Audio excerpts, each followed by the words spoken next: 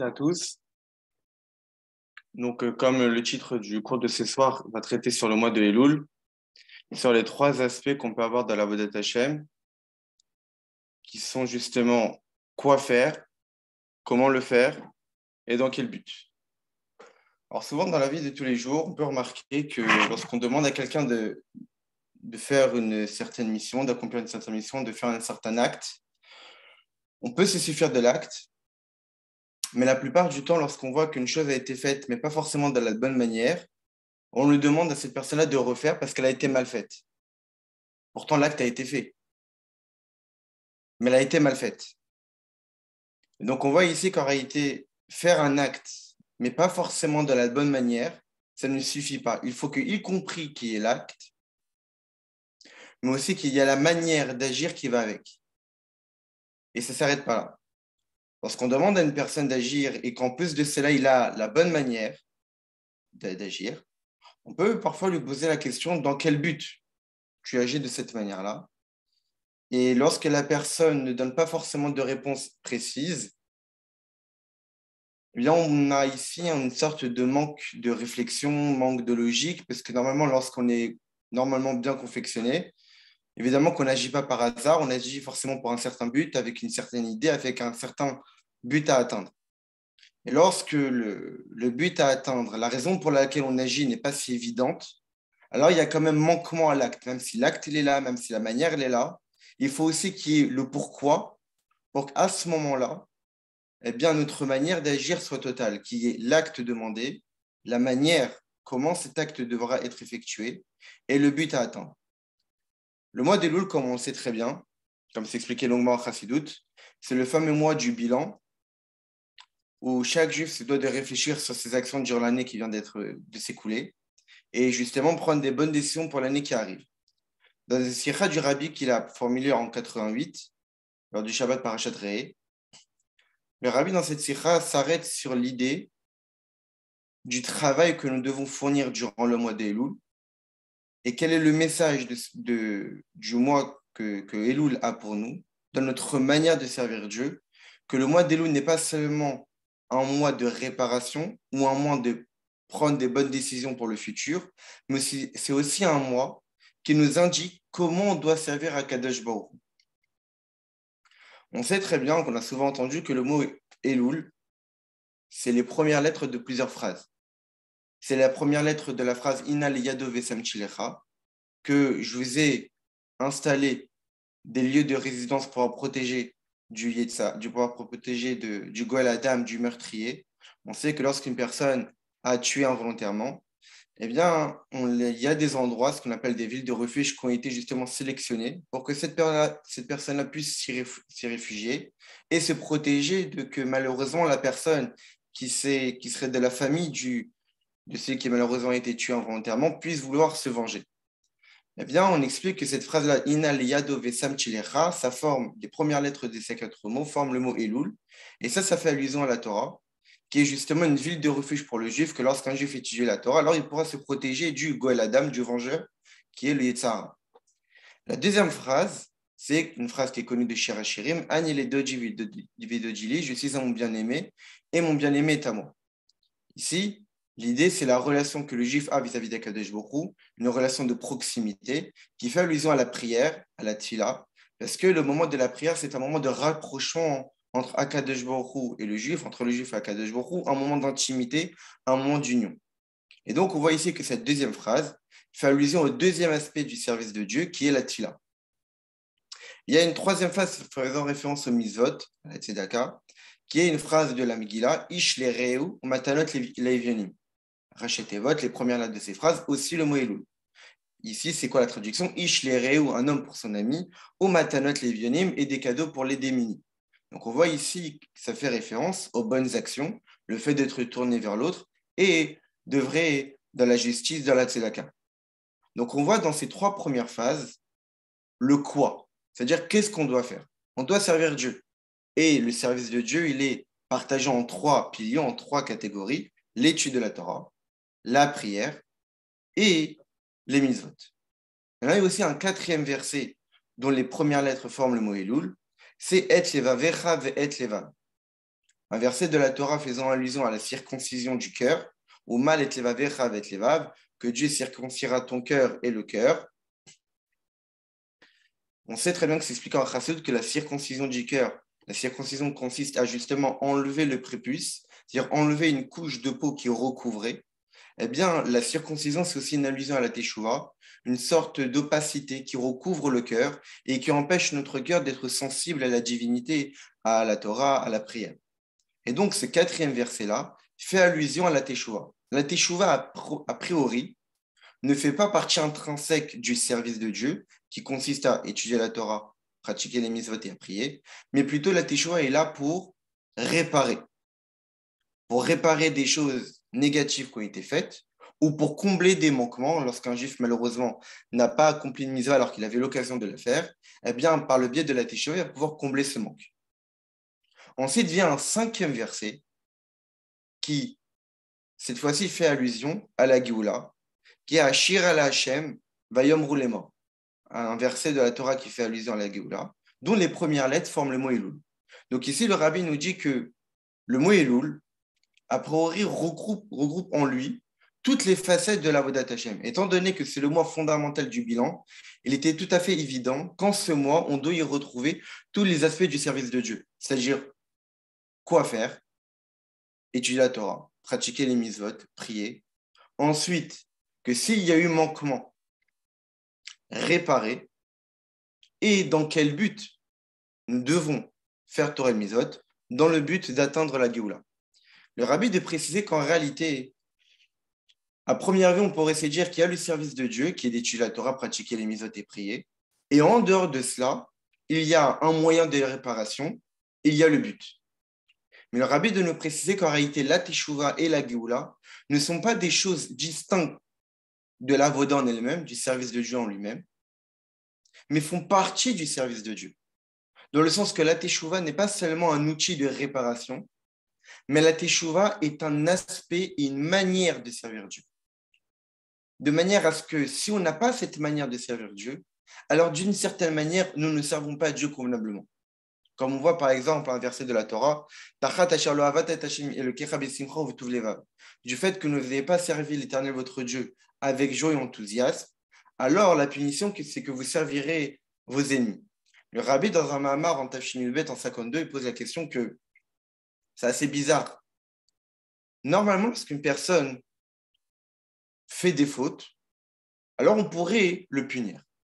Mais lorsqu'une personne ne commet pas de faute, mais juste, il sert Dieu, mais pas forcément de la bonne manière, à la limite, on pourrait lui diminuer les récompenses, parce qu'il ne sert pas Dieu de la bonne manière, ou voire même ne pas le récompenser, mais de là à le punir, on parle d'une personne qui a servi à Kadosh Baruch Hu, qui étudie la Torah, qui pratique les mitzvot, qui prie. Mais sous prétexte qu'il ne le fait pas avec joie, alors il va être serviteur de ses ennemis, qui est quand même une grave punition. Alors le rabbi dans ce moment de nous expliquer qu'en réalité, la joie n'est pas seulement une manière de servir Dieu, mais c'est l'un des piliers fondamentaux du service de Dieu. Au point que s'il n'y a pas cette façon de servir Dieu, c'est comme s'il n'y avait pas de service de Dieu.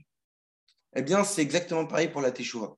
La Teshuvah n'est pas juste un outil de réparation, que si malheureusement il y a eu erreur, alors vient la Teshuvah pour réparer et combler les manquements.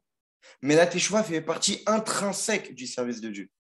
Il faut étudier la Torah de la manière de la Teshuvah, et il faut pratiquer les mitzvot de la manière de la Teshuvah, et il faut prier de la manière de la Teshuvah, comme le rabbi veut nous expliquer. Il y a même un autre mamar du rabbi qu'il a prononcé lors d'un Shabbat Shuvah. Là-bas de ce mamar, le rabbi même dit une phrase encore beaucoup plus forte. Il dit que servir Dieu, c'est-à-dire étudier la Torah, pratiquer les mitzvot, mais sans Teshuvah, c'est comme du folklore. Dans le sens que ce n'est pas une vraie étude, ce n'est pas des vrais mitzvot qu'on accomplit. Et vraiment étudier la Torah, vraiment accomplir les mitzvot, cela ne peut se faire uniquement s'il y a eu Teshuvah au préalable et que cette Teshuvah, évidemment, persiste, comme on le verra. Et le rabbi, évidemment, ne s'arrête pas là, que non seulement la Teshuvah n'est pas quelque chose différent du service de Dieu, mais fait partie intrinsèque, mais même la Géoula. La Géoula, on ne doit pas seulement la voir comme étant un but à atteindre, dont l'étude de la Torah, la pratique des mitzvot et la prière vont nous permettre justement d'atteindre ce but, Mais la Géoula, c'est quelque chose que nous devons ramener dans notre quotidien, au point que la Géoula n'est non seulement un but à atteindre, mais une manière de servir Dieu. Et donc, en réalité, le rabbi essaie de nous dire que les 5 versets faisant allusion à ces 5 aspects du service de Dieu, Torah, prière, mitzvot, teshuva et Géoula, forment un bloc de service de Dieu, dont le mois d'Elul vient ici nous donner le message que pour pouvoir atteindre Rosh Hashanah et préparer une bonne année, il est nécessaire de servir Dieu avec le quoi, avec le comment et avec le pourquoi. Et pas seulement que le comment est juste une manière de servir Dieu, mais ça fait partie intrinsèque du service de Dieu. Que non seulement le pourquoi, les raisons et le but pour lesquels nous étudions la Torah, nous pratiquons les mitzvot, c'est quelque chose qui est lointain, dont nous attendons la venue, en espérant que par nos efforts, on puisse l'obtenir, mais c'est un aspect, une manière de servir Dieu, et la Géoula doit faire partie intrinsèque de notre vie, que nous devons étudier la Torah de manière de Géoula, pratiquer les mitzvot d'une manière de Géoula, et prier de manière de Géoula. Alors, le mois d'Elul, c'est un mois de préparation. Donc, ça veut dire que nous devons nous préparer pour un certain événement. Quel est cet événement? Rosh Hashanah.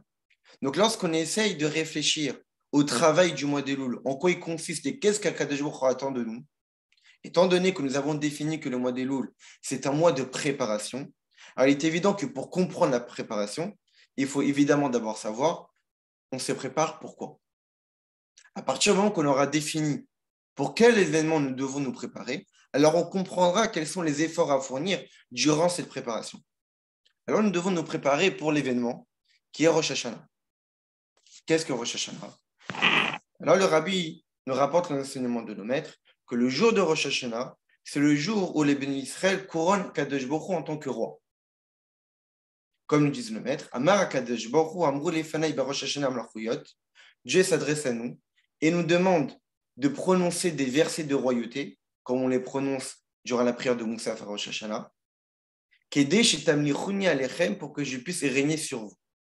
Alors, il est évident que Dieu il est roi intrinsèquement. Il n'a pas besoin de nous pour pouvoir être roi. Mais d'un autre côté, comme c'est expliqué longuement dans les Mamarim en Chassidut, eh bien, en réalité, Akadosh Baruch Hu nous donne à nous la mission de lui redonner envie d'être roi. Et si on rentre vraiment plus dans les détails, il y a un Mahamar du Rabbi Rachab. Le Rabbi Rachab nous fait remarquer que lors de la création du monde, Akadosh Baruch Hu n'était pas véritablement un roi. Pourquoi? Parce que En Melech Belo Am, il n'y a pas de roi sans peuple. Puisque lors de la création du monde, il n'y avait pas encore de peuple. Alors il est évident qu'au départ, pendant les 5 premiers jours de la création, Dieu n'avait pas véritablement le statut de roi, ou au moins en tous les cas, il n'était pas dévoilé. Comme le dit le Rabbi Rachab, c'était un moshel, c'était un dominant. Il gouvernait sur les animaux. Parce que les animaux, étant donné qu'ils n'ont pas de choix, ils n'ont pas de volonté, ils n'ont pas de réflexion, alors ils ne pouvaient pas choisir un roi et l'élire.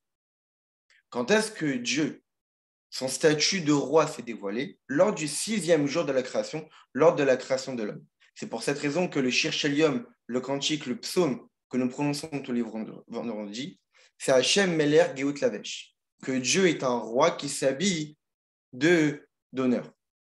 Donc le Teilim que nous prononçons tous les vendredis met en avant l'idée que c'est en ce jour, le 6e jour de la création vendredi, lorsque Adam a été créé, que là, véritablement, le statut de Dieu en tant que roi a été dévoilé par justement l'intervention d'Adam Arishon.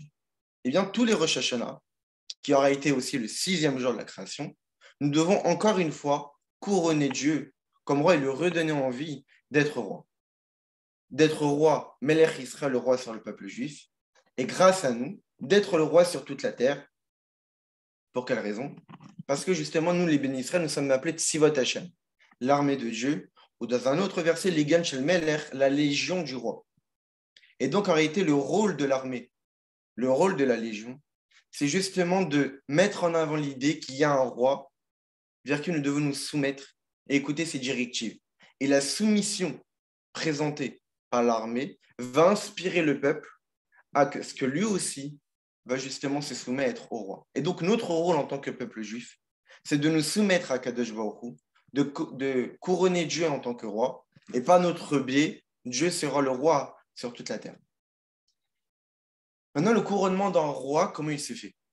il s'exprime en réalité essentiellement par la soumission du peuple. C'est la soumission qui montre qu'il y a un roi qui impose sa place, son honneur, ses directives. Et l'armée, justement, ici, joue un rôle fondamental. L'armée, par définition, est composée de soldats, de personnes, que lorsqu'on les regarde, on a l'impression qu'ils n'ont même plus de volonté propre. Ce sont des personnes statiques qui ne bougent pas, qui ne parlent pas, qui ne pensent pas, qui n'agissent pas, si ce n'est qu'après les directives de leur chef d'état-major ou encore plus de leur chef d'armée, le roi. Et que lorsque le roi dictera à son armée certains ordres et certaines missions à accomplir, sans même réfléchir au pourquoi et au comment de ces directives, immédiatement les soldats se mettront à réaliser les directives du roi. Et justement, à travers la soumission des soldats, on voit véritablement le règne du roi. Pour quelle raison ça fonctionne ainsi pour n'importe quel roi de notre société, pour n'importe quel président?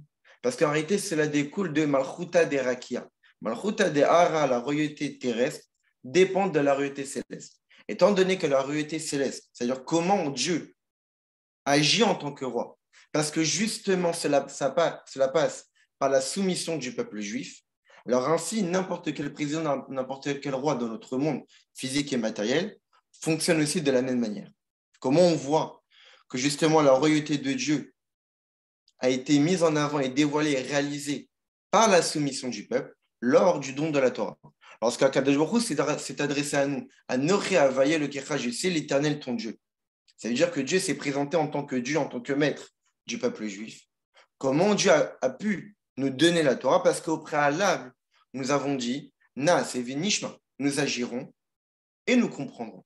C'est-à-dire que nous avons d'abord mis en avant l'idée que quoi que tu nous demandes, on l'effectuera. Et par la suite, on essaiera de comprendre. Mais au préalable, sans même chercher à comprendre ce que tu nous demandes, à partir du moment que tu nous as donné une mission à accomplir, on la réalisera. Donc, on voit bien l'idée que c'est la soumission du peuple qui permet le dévoilement de la royauté du roi. Et bien, on comprend de là le message et le comportement que nous devons adopter durant le mois d'Elul.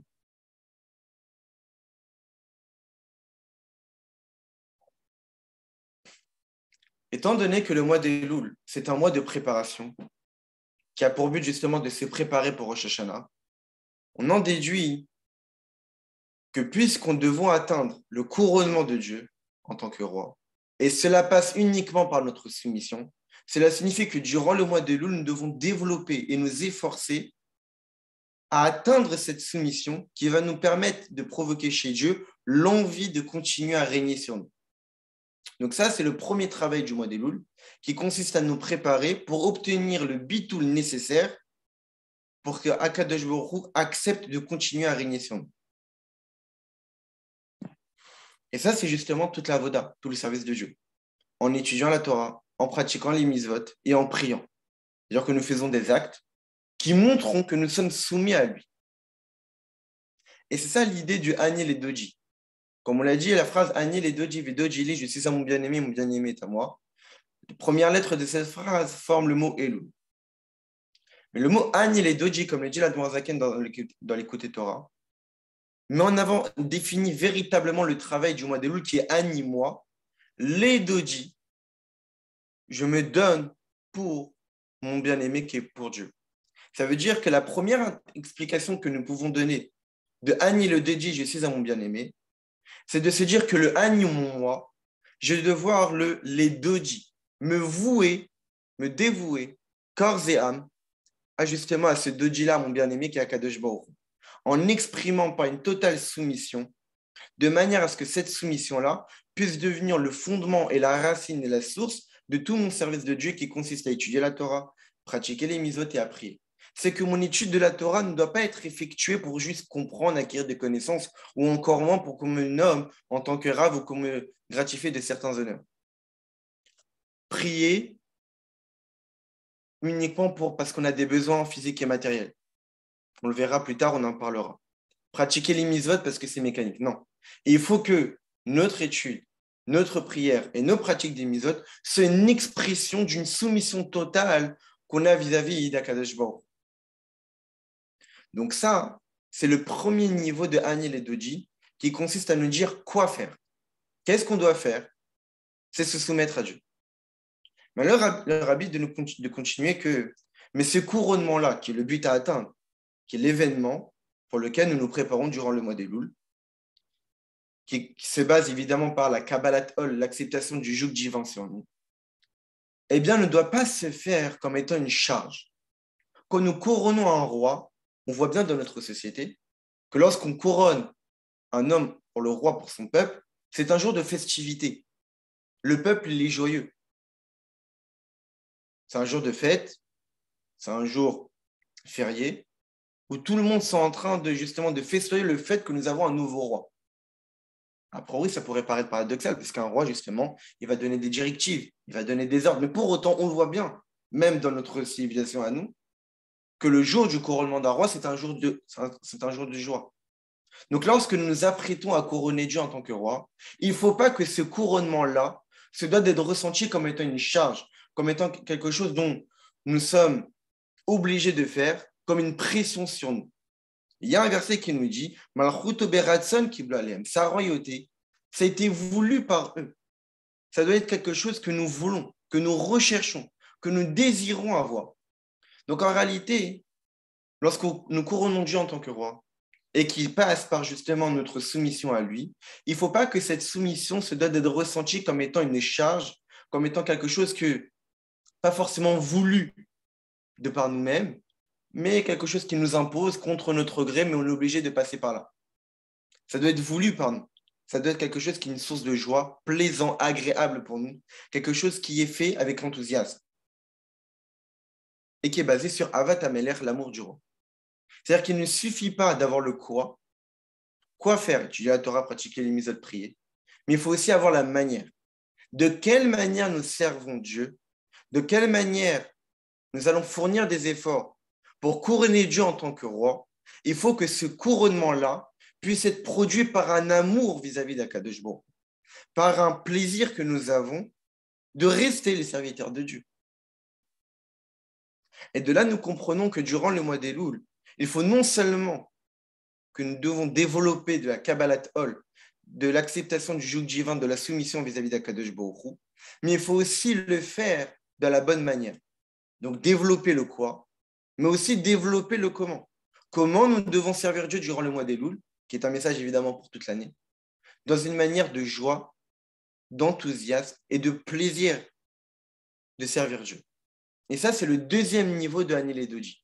Parce que nous pouvons nous remarquer, poser la question, qu'ici, dans cette phrase, la relation entre le peuple juif et Dieu, c'est une relation entre un homme vis-à-vis de sa femme. On sait très bien que ces versets, les tirés de Shir Hashirim, du livre de Shlomo Ameler, dont il prend la parabole de l'amour entre un homme et sa femme pour exprimer l'amour entre le peuple juif et Akadosh Baruch. Et c'est cette phrase-là qui définit l'avoda du mois d'Elul, pour nous indiquer que durant le mois d'Elul, ça ne doit pas être un mois stressant. Ça ne doit pas être un mois de peur, un mois de pression, où nous commençons à trembler par rapport à l'événement de couronner Dieu en tant que roi. Non. C'est un mois qui est exprimé par la phrase Hanil et Doji. Je suis acquis à mon bien-aimé. C'est une relation d'amour. C'est une relation d'affection. On définit ici Dieu comme étant l'être que nous aimons. Donc, il est évident que puisque c'est cette phrase-là qui définit le mois d'Elul, alors cette phrase-là vient ici nous définir le deuxième niveau, le deuxième aspect du service de Dieu que nous devons développer durant le mois d'Elul, que ce n'est pas seulement Ani les Doji, je dois me dévouer moi, mon ego, ma personnalité, mon Ani, moi, pour mon bien-aimé, pour Dieu, mais de quelle manière? De manière à ce que cette manière-là se doit de s'exprimer, de manière à ce que je ressente que Dieu soit Doji, mon bien-aimé. Et c'est là, ici, l'implication de la Teshuvah. La Teshuvah, qui est le quatrième aspect du mois d'Elul, l'étude de la Torah, la pratique des mitzvot, la prière, et maintenant la Teshuvah. La Teshuvah vient en réalité donner l'aspect du service de Dieu. Ce n'est pas juste combler des manques. Comme ici le rapporte le rabbi au nom du Bar dans cette sikha, Yot libo karov el dodo betshuvah, que nous devons avoir notre cœur proche de notre bien-aimé par la teshuva. Vas de dokarov le kabel teshuva me'ava, et à ce moment-là, ce bien-aimé-là, Akadosh Baruch Hu, se rapproche de nous pour accepter notre teshuva avec amour. Dans le sens que la teshuva du mois d'Elul, c'est une teshuva qui doit s'exprimer par amour. Parce qu'en réalité, la teshuva du mois d'Elul n'est pas seulement une teshuva pour combler des manques, pour réparer des erreurs, mais c'est aussi une teshuva qui est exprimée à travers le verset va roar tashuv el elokim meshon etena, que l'esprit revienne vers Dieu que j'ai donné. La teshuva, ce n'est pas juste une réparation, c'est un du mot tashuv, revenir. Comme revenir vers l'être que j'aime, que malheureusement, il y a eu une distance qui s'est créée. Et donc, il y a un languissement. Et qu'on espère et qu'on attend le moment où on va pouvoir le retrouver. Et c'est exactement ça le mois des loups. C'est le moment des retrouvailles entre ces deux bien-aimés-là. Et c'est là, à travers la Teshuvah, qu'on exprime cette manière de servir Dieu. On ressent que notre étude de la Torah, que notre pratique des mitzvot, que notre tefila se doit de s'exprimer avec plaisir, avec enthousiasme, avec amour envers Akadosh Baruch Hu. Au début de la Sikha, le Rabbi avait rapporté un verset de notre parachat Kitetse, où il y a marqué au Barta Yarach Yamim, et elle va pleurer pendant 1 mois. Nos maîtres ils font allusion que ces versets-là font allusion au mois d'Elul. Elle va pleurer pendant 1 mois. Que le mois d'Elul, c'est un mois de pleurs, de larmes, où nous pleurons sur nos fautes, où nous pleurons sur nos erreurs, et on espère avoir une bonne et douce année pour la nouvelle année qui arrive. Mais le Rabbi nous dit qu'en réalité, ici, les larmes ne sont pas des larmes de tristesse. Ce sont des larmes de joie. Parce que ce sont les larmes provoquées par la teshuva. Comme c'est expliqué longuement en Chassidut, surtout dans les Sfarim de l'Admon Emsaï, dans le Sharit Teshuva et dans le Derech Haim, qu'en réalité, la teshuva ne doit pas seulement avoir un aspect d'amertume. La teshuva, c'est à la fois de l'amertume et aussi de la joie. Et qu'en réalité, plus il y a de l'amertume, plus il y aura de la joie. Pour quelle raison? Parce qu'en réalité, plus une personne ressentira ses erreurs et l'éloignement qu'il a provoqué par ses fautes et la situation catastrophique dans laquelle il se trouve, et donc il ressent profondément l'obscurité dans laquelle il se trouve, alors il pourra véritablement ressentir la joie de la Teshuvah, qu'on lui donne un cadeau, la possibilité de se rapprocher d'Akadosh Baruch Hu malgré toutes les erreurs qu'il a pu commettre dans le passé. Donc en réalité, la Teshuvah, c'est une source de joie. Pour quelle raison? Parce qu'on nous donne la chance de tout effacer, de tout réparer et de se rapprocher d'Akadosh Baruch Hu. Et donc, en réalité, la teshuva du mois d'Elul, ce n'est pas une teshuva triste, ça doit être une teshuva joyeuse, avec amour, pour nous indiquer de quelle manière on sert Dieu. Étant donné que ce service de Dieu a pour but de couronner Dieu en tant que roi, ce couronnement-là ne peut pas se faire avec des larmes et de la tristesse. Parce qu'on indique qu'en réalité, on ne voudrait pas de ce roi, Khaveh. Or, nous, on veut que Dieu continue de nous régner. Parce qu'il y a seulement lui qui peut subvenir à tous nos besoins. Il y a seulement lui qui peut nous gratifier que du bonheur et que de bienfaits. Donc, on ne veut qu'il y ait seulement Dieu qui puisse nous régner et qu'on ne veut que dépendre de lui. Et donc, il faut qu'on montre qu'on souhaite cela. Donc, c'est pour cette raison que durant le mois d'Elul, qui est une préparation pour qu'on puisse atteindre le niveau et la stature nécessaire pour que Dieu accepte ce nouveau couronnement-là et continue de nous régner, il faut qu'on montre que ce couronnement-là, on le fasse avec joie.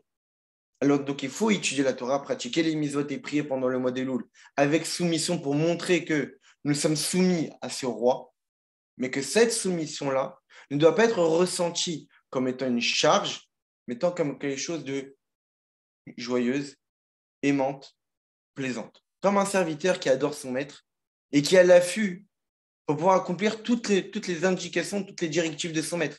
Il ne ressent plus véritablement les difficultés du service, mais il est joyeux de servir son maître tellement qu'il aime son maître, tellement qu'il aimerait bien être totalement utilisé les 100% de son temps pour servir son maître, tellement il loue son maître, il voit en lui un être extraordinaire et qu'il aimerait bien rester totalement proche de lui.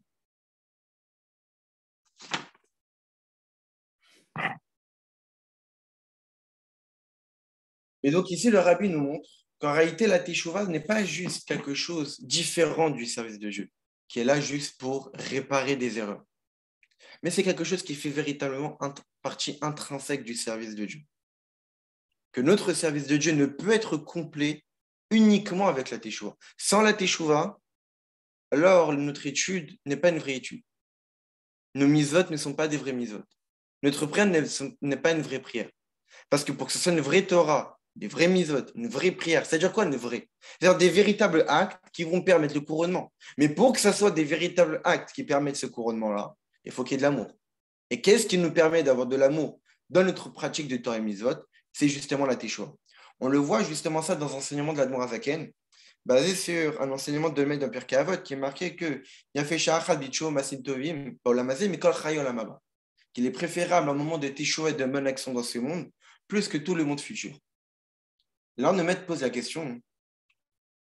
Normalement, le verset a priori, il est dans le désordre. Il est marqué, il est agréable un moment de Teshuva et de bonnes actions.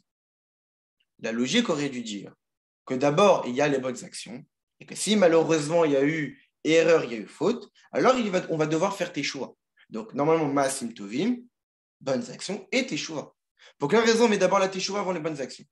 Pour nous indiquer qu'en réalité, pour que nos Maasim, pour que nos actions, pour que nos Mizot soient Tovim, des bonnes actions, et comme on voit dans la Chassidut, il rajoute Meirim et lumineuse, il faut qu'au préalable, il y ait la Teshuva. C'est uniquement à travers la Teshuva, ça veut dire la prise de conscience que nous sommes loin de Dieu et développer la volonté de vouloir se rapprocher de lui, que nos mitzvot vont être des véritables mitzvot, pas juste des actes anodins de notre quotidien mécanique qu'on nous répétons tous les jours, mais des actes d'où nous sommes totalement déversés en eux, parce que nous ressentons que c'est à travers cet acte-là que je rapproche de l'être que j'aime, qui est Akadosh Baruch Hu. Mais qu'est-ce qui me permet de prendre conscience que c'est à travers cet acte, ou à travers cette étude, ou à travers ce moment de tefila, que je retrouve la proximité avec l'être que j'aime, qui est Akadosh Baruch Hu? C'est justement par le biais de la teshuva. Donc là, on voit qu'en réalité, le mois d'Elul ne s'arrête pas juste à prendre des bonnes décisions sur l'étude de la Torah, la pratique des mitzvot et la tefila. C'est justement une nouvelle manière de voir les choses, la véritable manière de servir Dieu, avec soumission, mais remplie d'amour. Le rabbi, il ne s'arrête pas là. Et de nous dire qu'en réalité, pratiquer les mitzvot, étudier la Torah, faire une bonne tefila, et même avec la bonne mécanique, qui est la teshuva, ce n'est pas suffisant. Si on s'arrête là, le couronnement de Dieu en tant que roi ne peut pas être total. Pour quelle raison? Parce que lorsqu'on remarque dans notre société, comme on l'indique, il y a un président, il y a un roi qui donne des directives, et donc, évidemment que les citoyens du pays se doivent de respecter les règles et les lois dictées par le roi. Nous pouvons tout de même remarquer qu'il n'y a pas de lien profond entre le roi et les citoyens du pays. Il y a le roi, il y a une distance même avec les citoyens du pays. Il nomme des ministres. Et ces ministres-là ne sont pas forcément proches de tous les habitants du pays. Il y a des maires qu'eux s'occupent de chaque ville.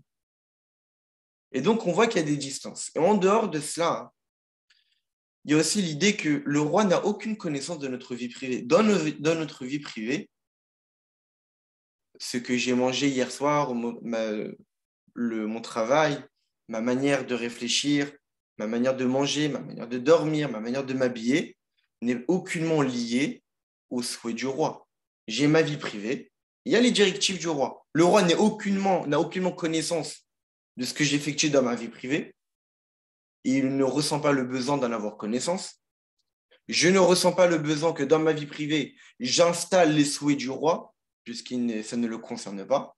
Et c'est uniquement lorsqu'arrivera une situation où je dois respecter les lois du pays, là, à ce moment-là, il y a le lien entre le roi et le citoyen. Mais en dehors de ce moment-là, il y a le roi qui a sa propre vie et le citoyen qui a sa propre vie.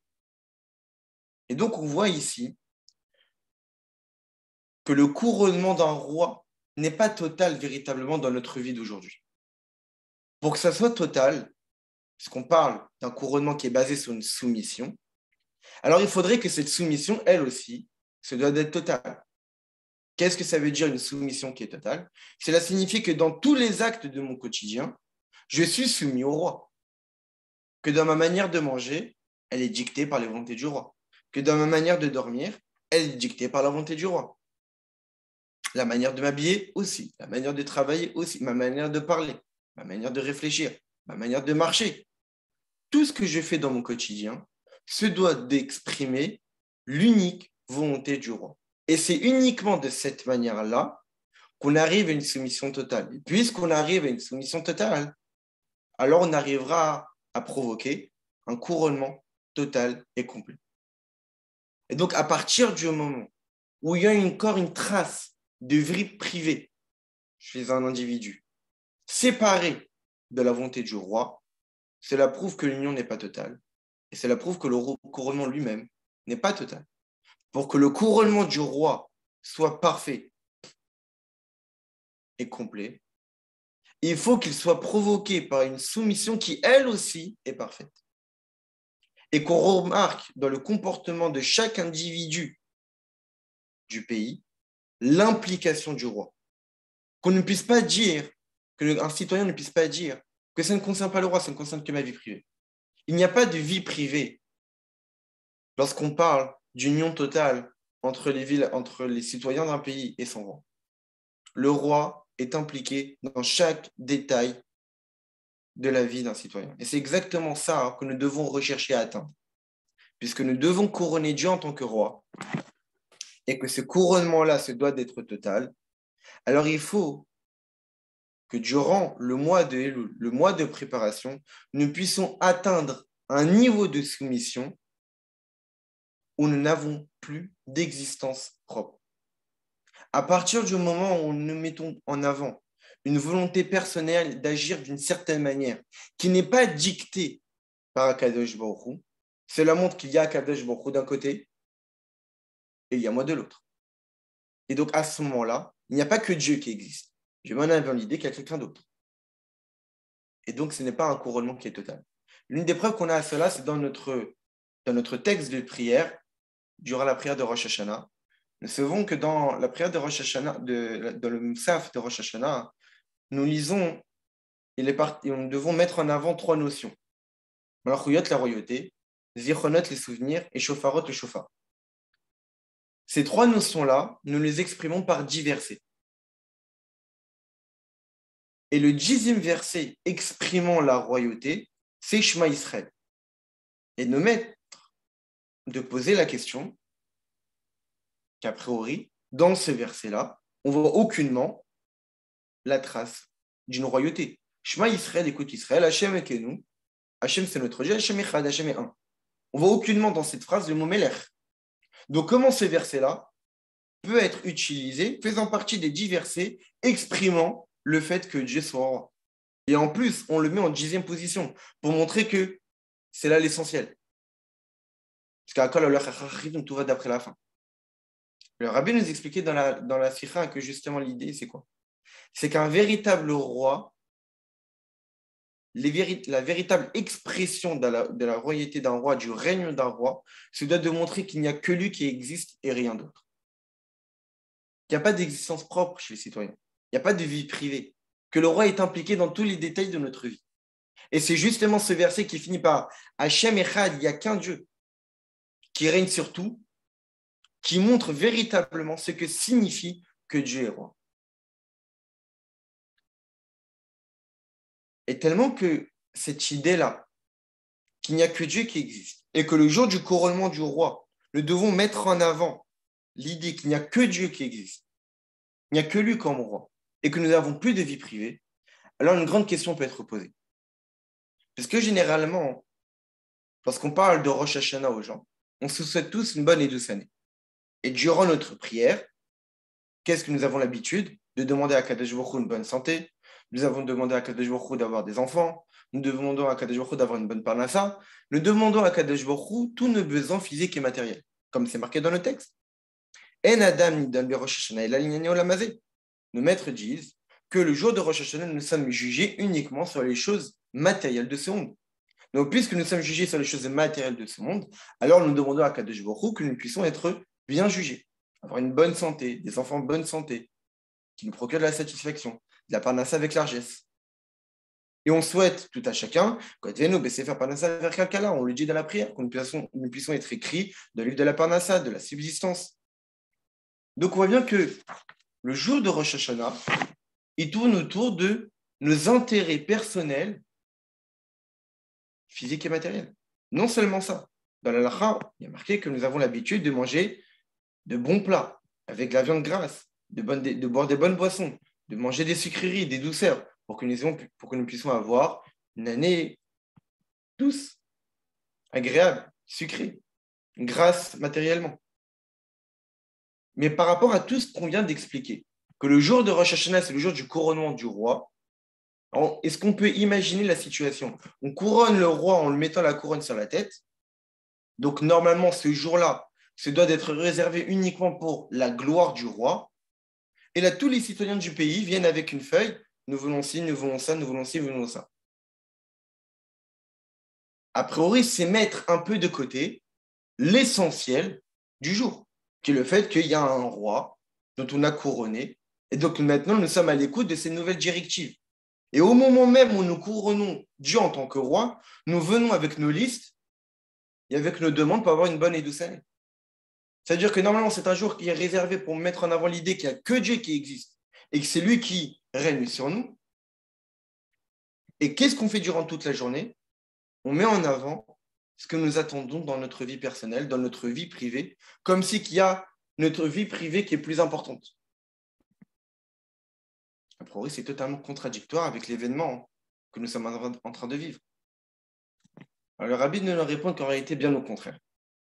Étant donné que tout le service de Dieu, de couronner Dieu en tant que roi, se doit d'être effectué avec une soumission totale et complète. Ça veut dire que toute mon existence est seulement orientée pour l'existence du roi. C'est-à-dire que pour moi, il n'y a que le roi qui existe. J'existe même plus. Quand est-ce qu'on peut véritablement mettre en avant l'idée qu'il n'y a que le roi qui existe et que je n'ai même plus de vie privée? Lorsque mes besoins physiques et matériels ne sont pas là pour mes intérêts personnels. Quand je demande le jour de Rosh Hashanah d'avoir une bonne parnassa, quand je demande le jour de Rosh Hashanah d'avoir des enfants, lorsque je demande le jour de Rosh Hashanah d'avoir une bonne santé, ce n'est pas pour des intérêts personnels. C'est parce que c'est ce que Dieu attend. Dieu veuille qu'on demande une parnassa. Dieu veuille qu'on demande la santé. Dieu veuille qu'on demande les enfants parce que justement, cette parnassa-là va être utilisée pour servir Dieu. Cette bonne santé-là va être utilisée pour servir Dieu. Parce que si nous ne sommes pas en bonne santé, Chazé Shalom, nous ne pouvons pas servir Dieu convenablement. Si nous n'avons pas une bonne parnassa, alors nous allons tout le temps réfléchir à nos problèmes de subsistance et on ne pourra pas avoir la tête tranquille pour pouvoir étudier la Torah convenablement. Pour quelle raison nous faisons des enfants? Pour justement les éduquer dans le droit chemin et faire en sorte que ça devienne des neshamot, des grandes neshamot qui étudient la Torah, qui pratiquent les mitzvot et deviennent des bons chassidim. Et donc, en réalité, le jour de Rosh Hashanah, lorsque nous demandons nos besoins physiques et matériels, c'est aucunement pour des intérêts personnels. Quelqu'un qui demanderait ces demandes-là le jour de Rosh Hashanah pour des besoins personnels et non pas uniquement pour servir Dieu, alors il agit tout le contraire du jour de Rosh Hashanah. Le jour de Rosh Hashanah, il n'y a que Dieu qui existe. Alors, pour quelle raison nous demandons nos besoins physiques et matériels? Parce que c'est Dieu qui veut qu'on les demande. Parce qu'étant donné que Dieu il veut qu'on étudie la Torah, or pour étudier la Torah, il faut avoir la tête tranquille. Alors il faut demander une bonne parnassa. Mais pour pratiquer les mitzvot, étudier la Torah et pour prier, il faut aussi avoir une bonne santé. Donc il faut demander la bonne santé. Mais pour que cette Torah-là soit une Torah de vie et que nos mitzvot soient des mitzvot qui rayonnent, il ne faut pas juste que ça s'arrête à nous, mais ça puisse se prospérer et continuer dans les générations suivantes. Et donc demander des enfants en bonne santé. Et donc, en réalité, tous nos demandes de Rosh Hashanah ne sont pas orientées pour nos intérêts personnels, mais orientées uniquement parce que Dieu nous le demande. Donc, lorsque nous demandons le jour du couronnement du roi, tous ces besoins physiques et matériels, ce n'est pas du tout contradictoire avec l'idée qu'on couronne Dieu en tant que roi, mais bien au contraire, c'est l'expression même du couronnement du roi. Parce que si un juif sert Dieu uniquement en étudiant la Torah, en pratiquant les mitzvot, en priant, et même avec la teshuva, en réalité, il existe toujours. Il n'a pas annulé totalement son existence. Comme s'explique en Chassidut, quelqu'un qui aime Dieu, Yesh Mi Shoev, il y a quelqu'un qui aime Dieu ici. Quelqu'un qui existe, qui exprime le sentiment d'amour. Quelqu'un qui met en avant plus le spirituel. C'est-à-dire qui considère que le matériel est secondaire. Et donc, tout son intérêt, qu'est-ce qu'il va faire, cette personne-là? Comme on peut le voir dans notre quotidien, qu'est-ce qu'on essaye? On essaie de faire en sorte que nos besoins physiques et matériels ne puissent pas perturber notre service de Dieu. Parce que ces besoins physiques et matériels se doivent d'être secondaires par rapport à nos besoins spirituels. Et donc, automatiquement, on ne peut pas se permettre de demander nos besoins physiques et matériels. Parce que nos besoins physiques et matériels font barrière à notre service de Dieu. Donc, normalement, le jour du couronnement du roi, on ne devrait pas faire ça. Mais lorsque la soumission, le jour du couronnement du roi, est totale et complète, au point qu'on n'a même plus d'existence propre, alors à ce moment-là, notre corps, nos besoins physiques et matériels, eux aussi, n'ont pas d'existence propre. Et donc, ils ne peuvent pas faire barrière à notre étude de la Torah. Ils ne peuvent pas faire barrière à notre service de Dieu. Mais ils vont être des outils pour le service de Dieu parce que lorsqu'on est totalement soumis à Kadosh Baruch Hu, notre corps n'est qu'un outil de Dieu.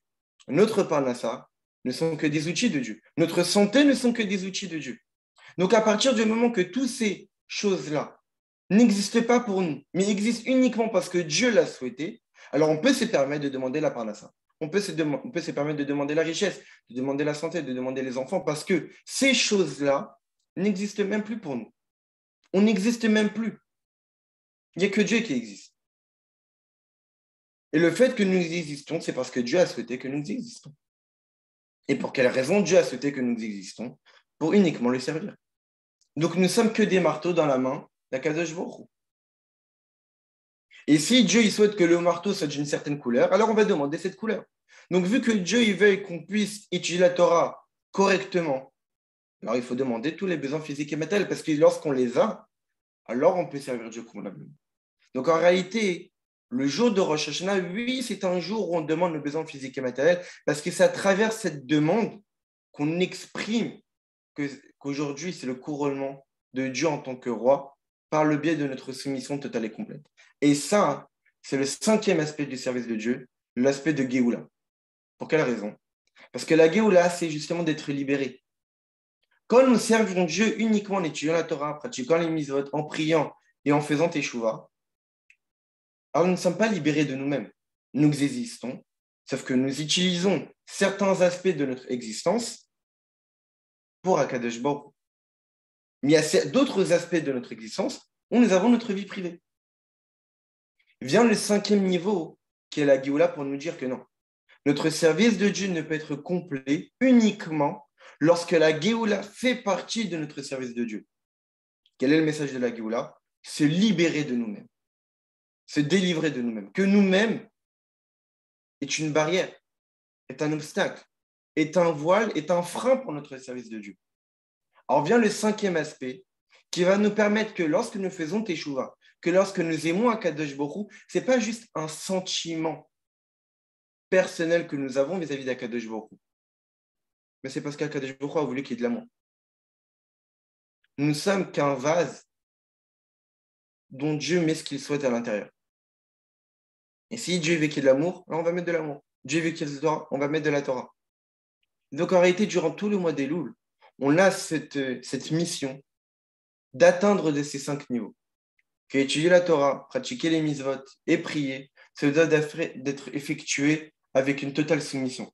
Parce que c'est uniquement la soumission qui va nous permettre de pouvoir couronner Dieu en tant que roi. Mais si on s'arrête à la soumission, ben cela prouverait que nous ne sommes pas totalement intéressés par ce roi-là.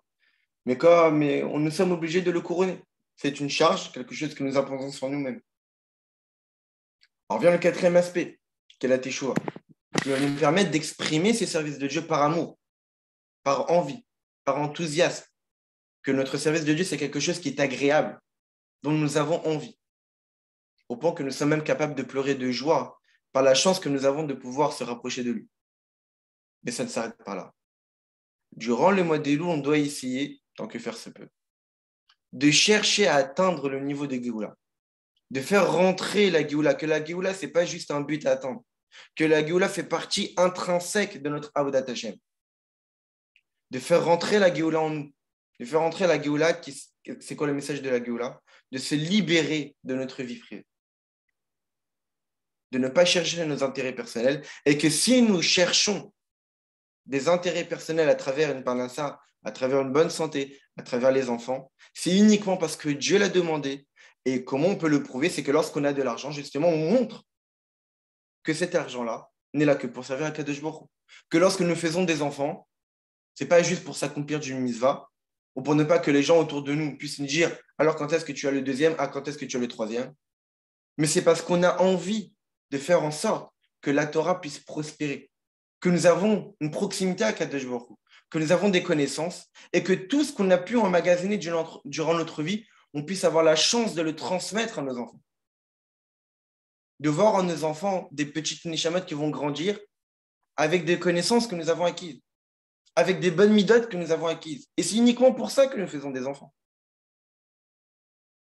Pour les éduquer dans le droit chemin et faire que ces neshamot-là, dont nous avons la responsabilité, de faire en sorte qu'elles ne sont pas descendues pour être chasées shalom pire que ce qu'elles étaient auparavant, mais pour devenir meilleures et même meilleures que nous-mêmes. Et ça, c'est le troisième aspect de Ani le Doji. Nous avons vu que le premier aspect d'Ani le Doji, c'est Ani, moi.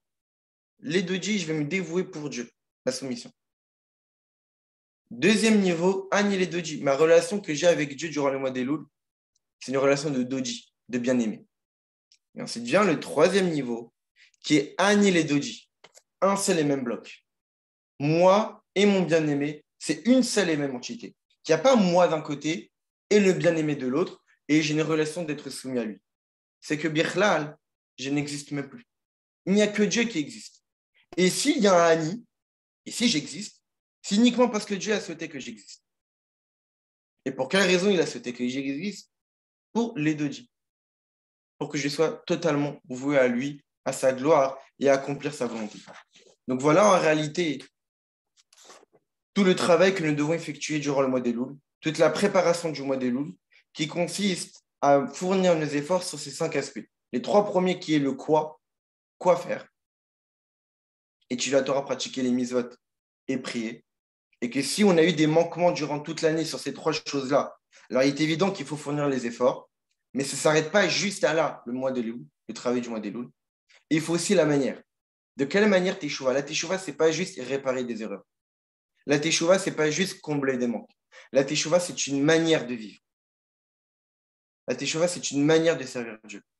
Que lorsque j'étudie, c'est pour me rapprocher de Dieu. Que lorsque je fais des misotes, c'est pour me rapprocher de Dieu. Lorsque je prie, c'est pour me rapprocher de Dieu et pas juste pour m'acquitter de certaines misotes. Donc la manière. Pas juste quelque chose qui est en dehors du service de Dieu, mais qui fait partie intrinsèque. Que sans cette façon de servir Dieu, il n'y a même plus de service de Dieu. Comme le dit le rabbi dans un autre mamar, comme on l'a rapporté plus tôt, c'est du folklore. Ce n'est pas quelque chose de véridique, de concret. Et le 5e niveau, la Géoula. D'essayer d'atteindre le niveau de se libérer de nous-mêmes. Que cette partie de nous-mêmes, de notre vie privée qui parfois est un obstacle, alors on va faire participer notre vie privée au service de Dieu. Que notre corps n'est pas un obstacle pour servir Dieu. Que notre âme animale n'est pas un obstacle pour servir Dieu. Mais ils sont là uniquement pour être des outils du service de Dieu. Lorsque nous demandons la bonne santé, ce n'est pas évidemment pour se faire plaisir. Que lorsque nous demandons la parnassa, ce n'est pas évidemment pour acheter des grandes maisons ou acheter des belles voitures. C'est uniquement parce que lorsqu'on a une parnassa, alors on va pouvoir utiliser cet argent-là à bon escient et surtout on a une tranquillité d'esprit. Et tous ces efforts-là sont possibles et accessibles durant les mois d'Elul parce que comme on le sait, Améler Bassadé, comme dit l'Admor Zaken et comme s'expliquait longuement Chassidut qui est connu, que le roi est dans les champs, de sens qu'Akadosh Baruch Hu, il est proche de nous. Et puisqu'Akadosh Baruch Hu, il est proche de nous, alors il nous donne les forces nécessaires pour pouvoir accomplir notre mission. Et lorsqu'on s'efforcera d'accomplir cette mission, de servir Dieu de cette manière-là, alors c'est évident qu'on pourra véritablement couronner Dieu en tant que roi. Et puisque Dieu sera couronné en tant que roi, comme un véritable roi qui s'occupe des citoyens de son pays, alors c'est évident qu'il produira à chacun d'entre nous une bonne et douce année avec la largesse dans les enfants, dans la bonne santé et dans la panassa.